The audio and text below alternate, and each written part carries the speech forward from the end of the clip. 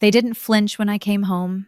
No welcome back, no banners, not even a spare chair at the dinner table. My father looked me over like I was a stranger showing up to borrow his last name.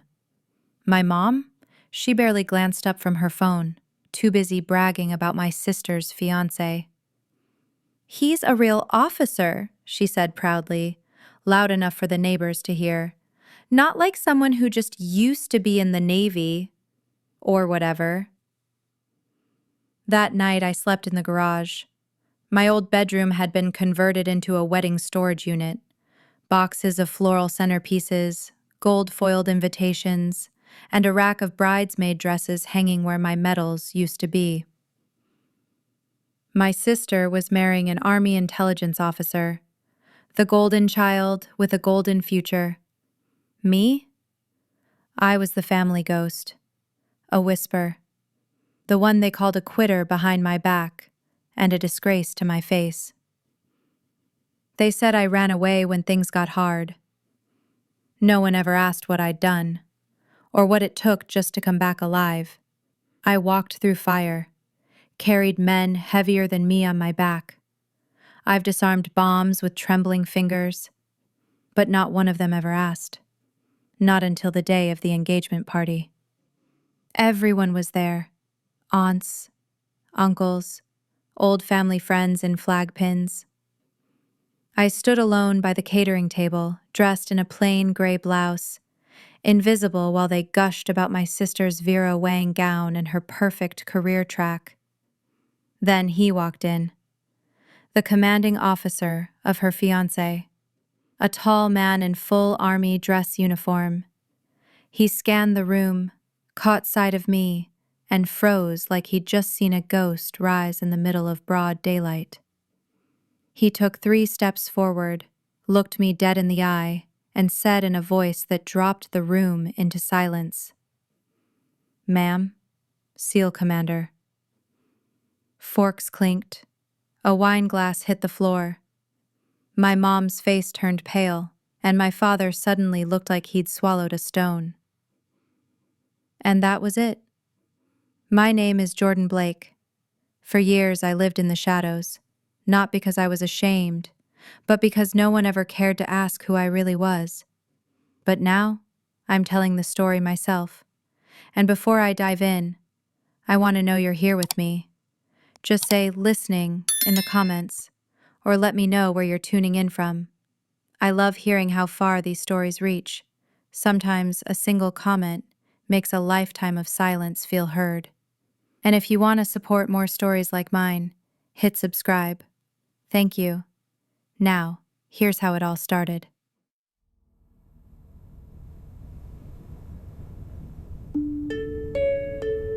I stood there a little too long, suitcase in hand, heart in my throat.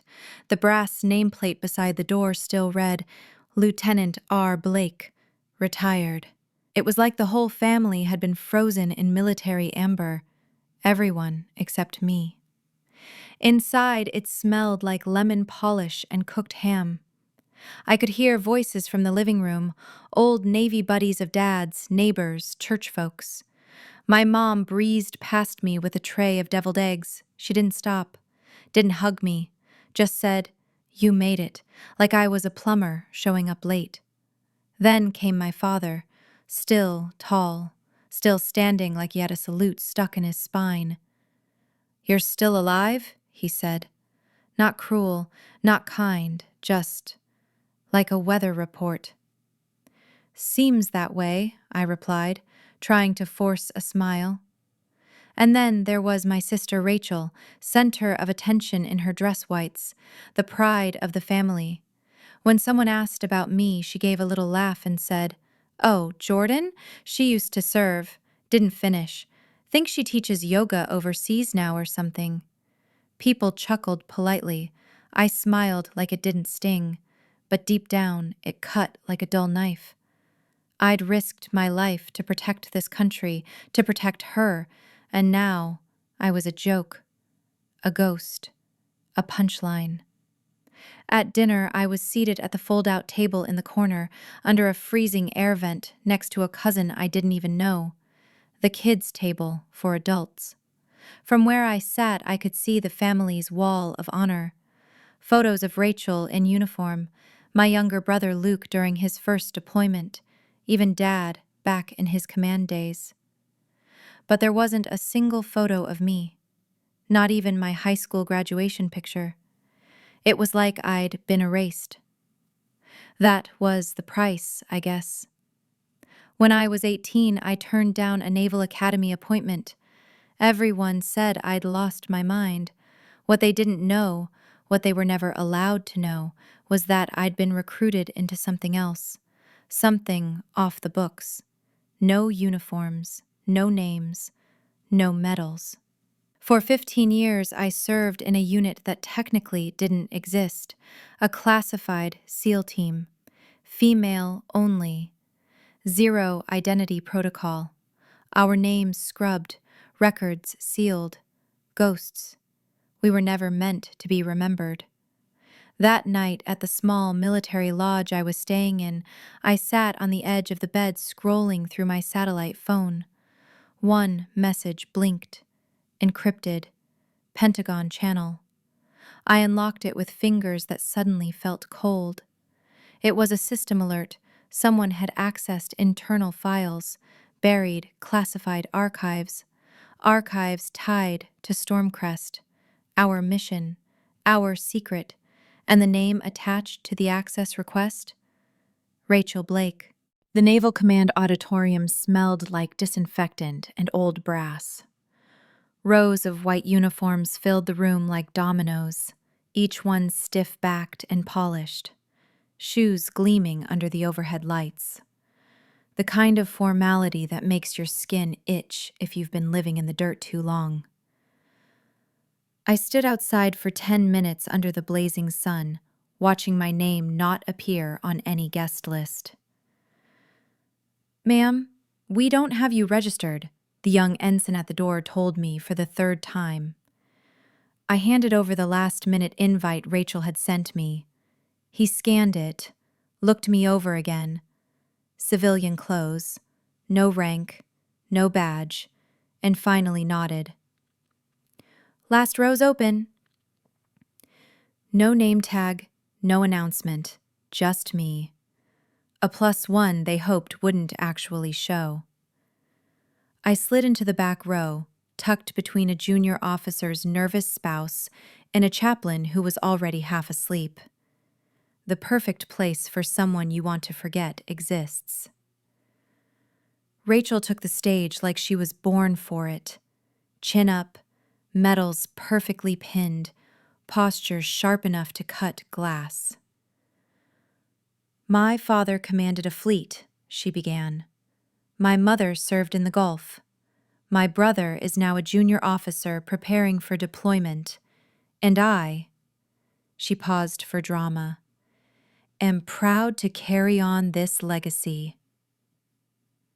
Not one word about her older sister, not a nod, not a flicker of acknowledgement. Just silence, as if I'd never drawn breath in that house. I stared straight ahead, not blinking, not breathing, until the heavy wooden doors creaked open.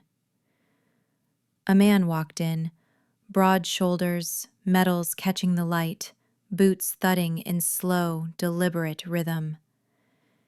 You didn't need to know him to understand his rank. Authority radiated from him like heat off asphalt. Lieutenant Colonel Mateo Ramirez.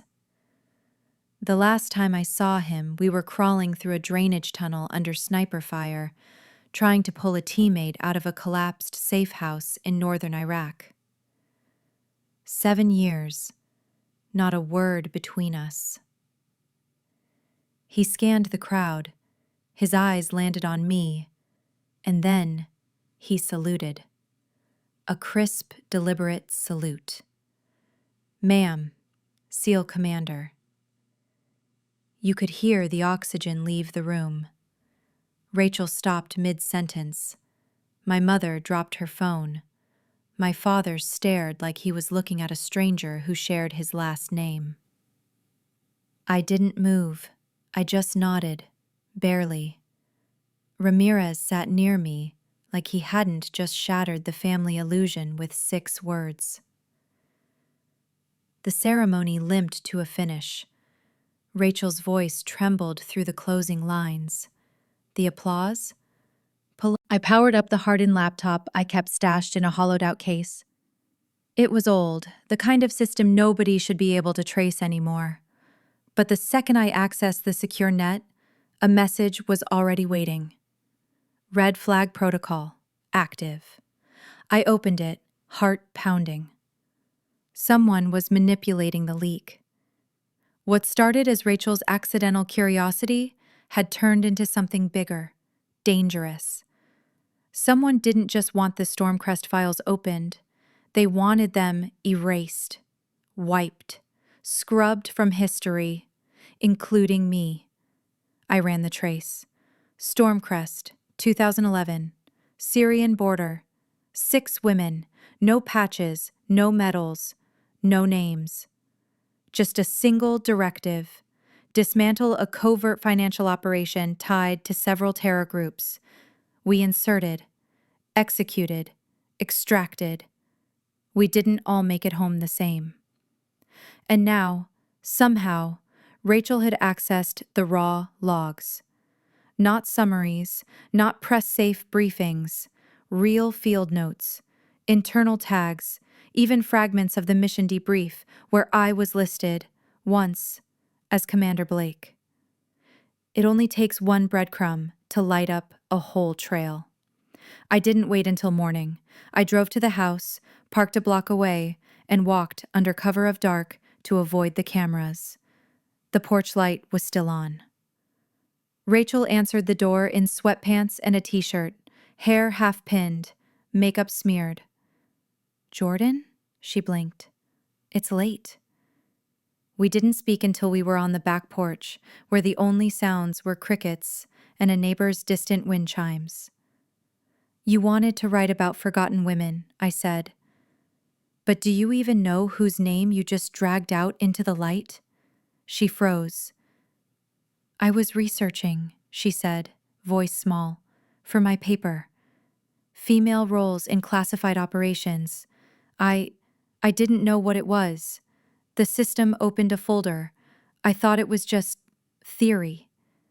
It was locked for a reason. I didn't publish anything, I swear. I didn't know it would trigger anything." Her voice cracked, and suddenly she looked 16 again.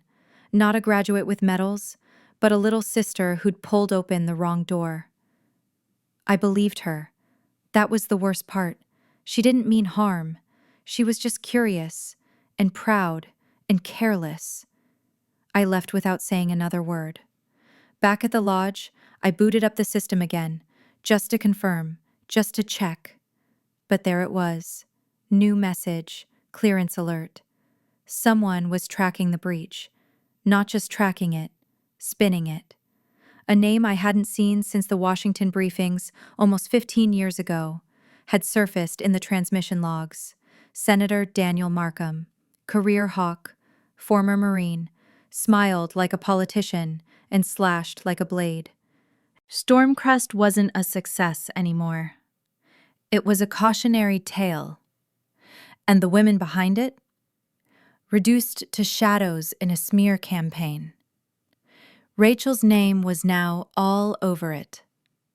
Within 48 hours, she was placed on reserve status. Not court-martialed, not reprimanded, just quietly shelved pending review. My parents? Furious. "You could have just stayed invisible," my father snapped. "Now Rachel's paying for your mistake." I didn't defend myself. What would have been the point? In their eyes, I had always been the storm that passed through without permission. But I knew the truth. If I let them rewrite the story of Stormcrest, if I let them bury those 12 hellish days under bad headlines and political spin, then every woman who bled on that mission would disappear a second time, this time on purpose. I texted Rachel, Told her to meet me at an old beach near the base, the one we used to sneak off to as kids, back when we built sandcastles and eavesdropped on night drills from the dunes.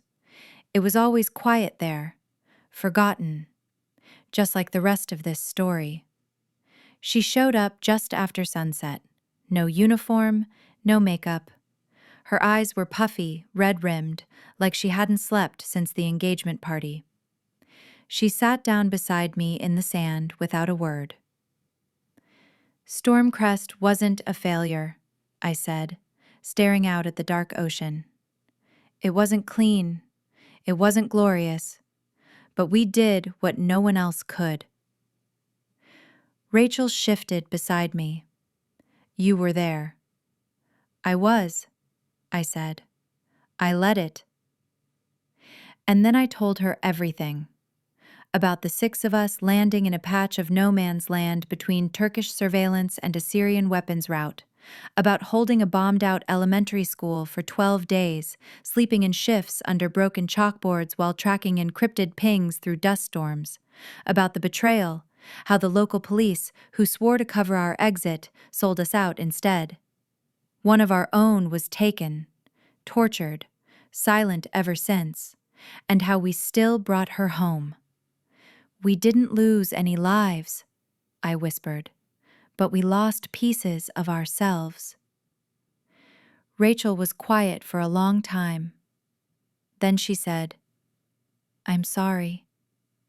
It's not your fault, I replied. You wanted to know what it's like to be forgotten. Now you do. She looked at me, not like a sister disappointed in her family's black sheep, but like a woman finally starting to understand a war no one ever told her about. Can you prove it? She asked. I didn't answer right away, just reached into my satchel and pulled open a worn zipper in the lining. From beneath layers of old camouflage, she took the drive from my hand like it might explode, and for the first time, I let her feel the weight I'd been carrying. Not just the drive, but the silence. The next day, I handed that SSD to someone I trusted with my life, Ellie Tran. She met me at a quiet Vietnamese cafe outside Norfolk. She looked older now, gray streaks in her tight ponytail, a small tremor in her right hand. But her eyes were the same, sharp, defiant, and calm in the way only people who've walked through fire can be. You sure? She asked, slipping the SSD into her jacket. I have 48 hours before the oversight committee votes, I said. After that, they erase us for good. She nodded. Midnight tomorrow. If the truth's in here, I'll find it. Driving back, I kept thinking about the names we were never allowed to speak.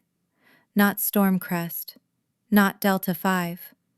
I meant the real names, the women behind the call signs. We were taught that anonymity was protection, that if the world never knew us, no one could ever use us. But it also meant no one could remember us when it mattered. By the time I got back to the lodge, my inbox had exploded. At the top, a message from Rachel. Subject line, I did something. She'd submitted an official request to speak at the internal hearing. She admitted she accessed the Stormcrest files. She told them it was accidental, but she wanted to testify, not to save herself, but to tell the truth. Her CO advised her to stay quiet. She refused. I stared at the screen, a strange mix of fear and pride rising in my chest. For all her medals and posture, this was the first time Rachel had done something real, something messy. That night, my father called. We need to talk. Their house looked the same as always, frozen in time. Military portraits still lined the walls. Rachel's latest commendation already placed center stage. I sat at the kitchen table, waiting. My mom leaned against the sink, arms folded. My dad paced. We spoke to Rachel's commander, he began. She'll be fine, but this spotlight, it's tearing the family apart. I didn't respond. Mom finally spoke. Her voice was flat. You could have let it go, Jordan. Your mother worried about you for years, not because you were gone, but because you never followed the right path. Now look what you're dragging up. I didn't drag anything, I said. It clawed its way back. She flinched, but didn't argue. Dad stepped closer, lowering his voice. You've always been unpredictable. You never understood consequences. I gave a small, bitter laugh. No one in this house ever asked how I survived, only why I didn't stay quiet. It's done, she said. Meet me at the same place. She brought a laptop, opened a grainy, time-stamped video from 2011, body cam footage. I watched as a dusty helmet cam showed me ordering a strike aborted. A child had wandered into the blast zone.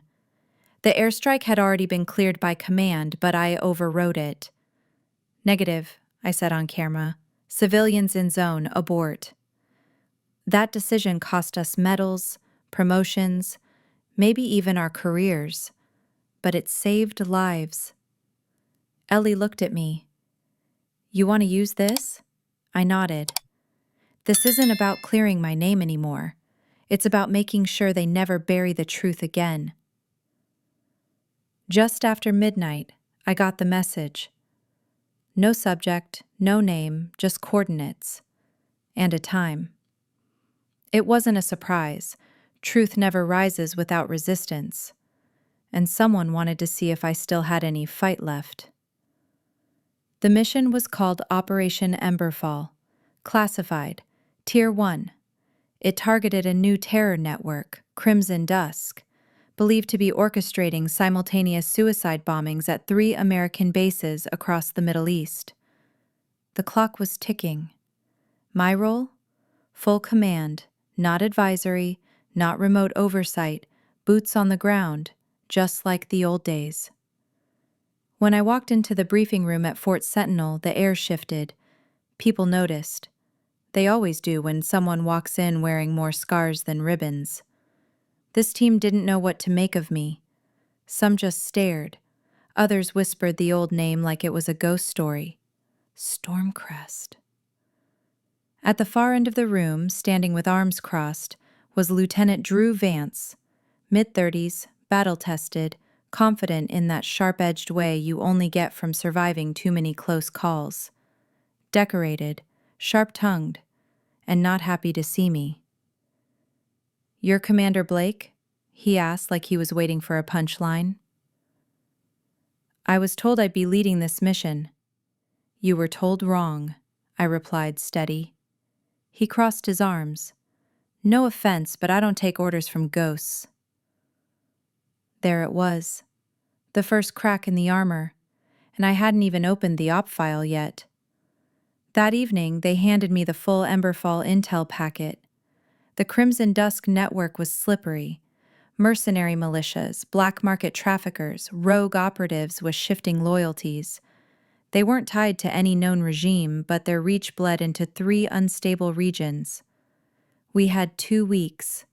Infiltrate, identify, dismantle leadership before the attack window. And before I could even draw up a full strategy, it started. The sabotage, a leak. A fabricated report started circulating inside SEAL channels. A manipulated after-action review from Stormcrest. It claimed I'd hesitated, that I'd delayed returning. It hadn't come from my team. It came from above. I traced the file's origin. One name blinked back from the access log. Colonel Russell Keene. He was Emberfall's senior advisor. A man who'd once publicly called Stormcrest a social experiment with bullets. When I confronted him, he didn't deny it.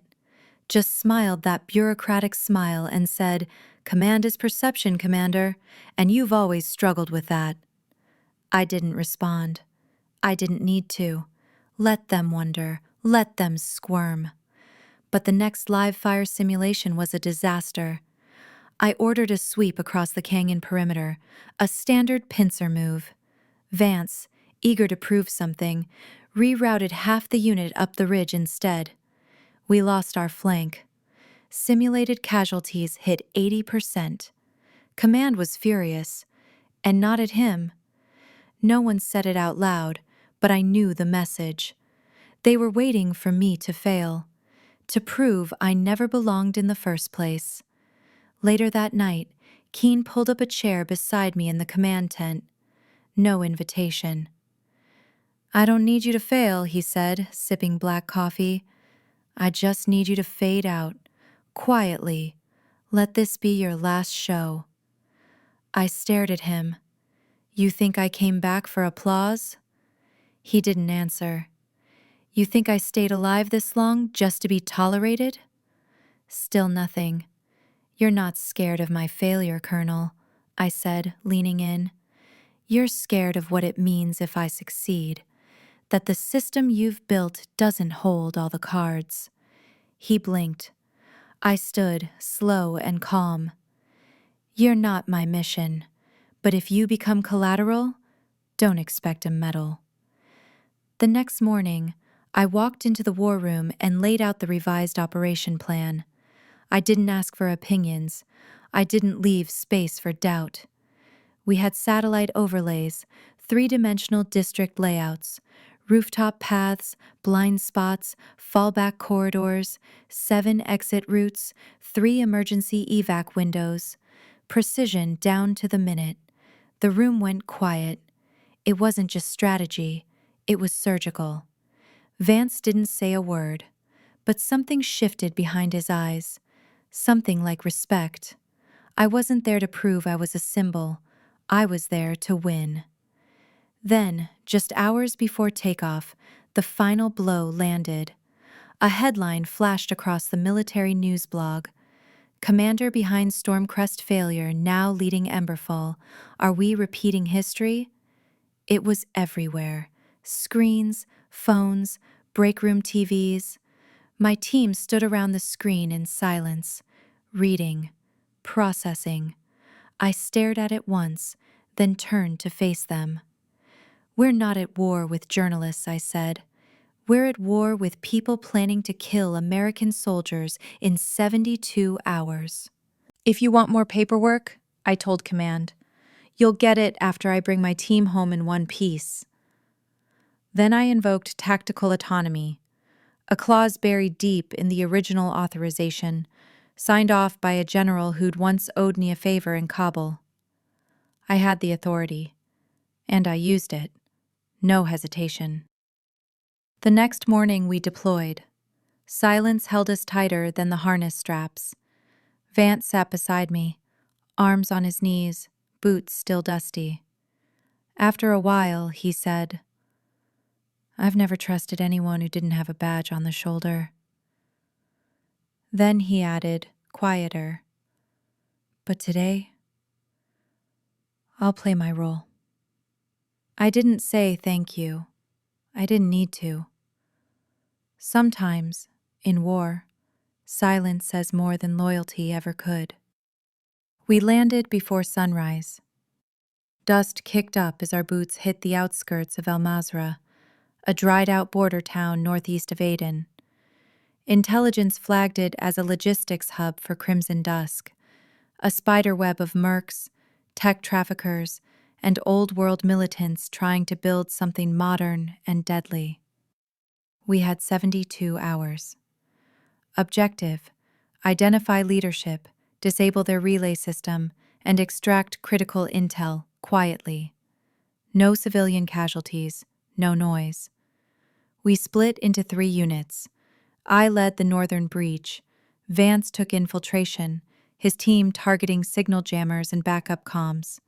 Hayes, our intel officer, swept the rear zone and monitored live drone feedback.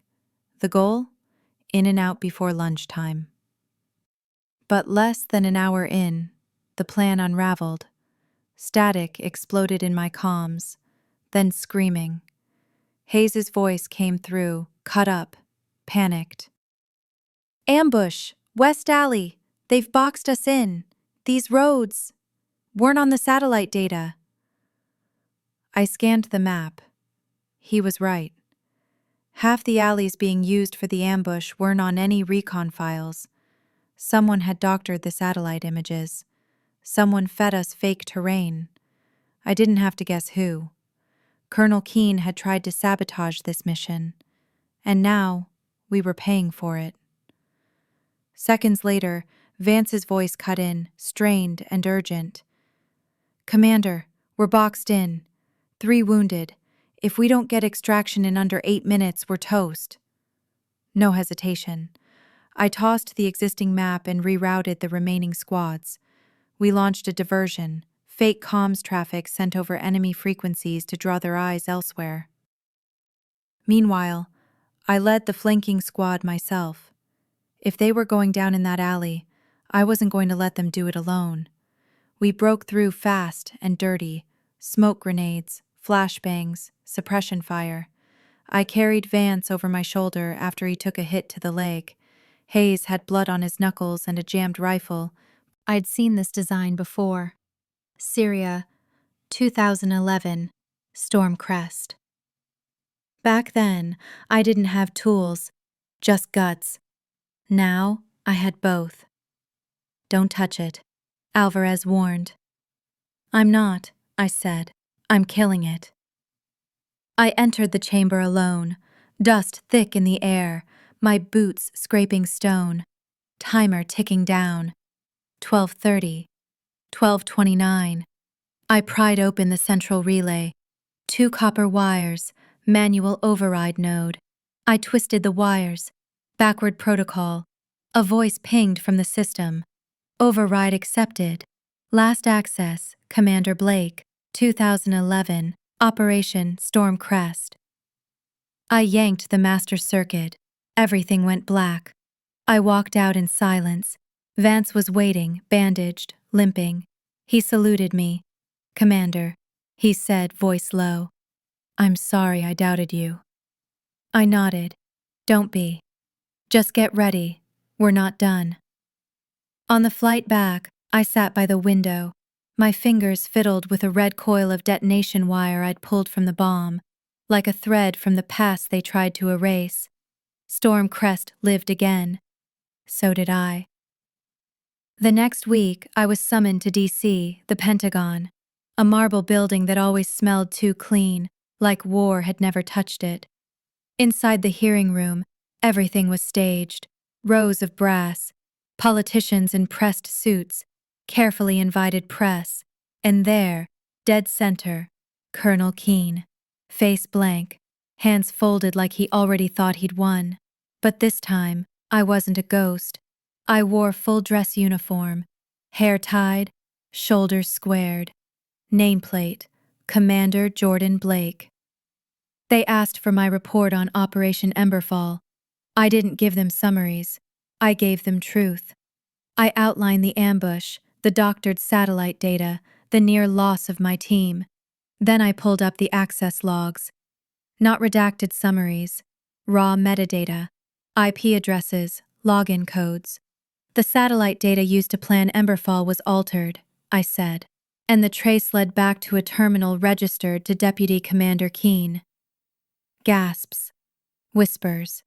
He shifted in his seat but said nothing. Then the door opened. Rachel walked in. I hadn't known she was coming. She wore her reserve dress uniform, held a hard drive in her badge.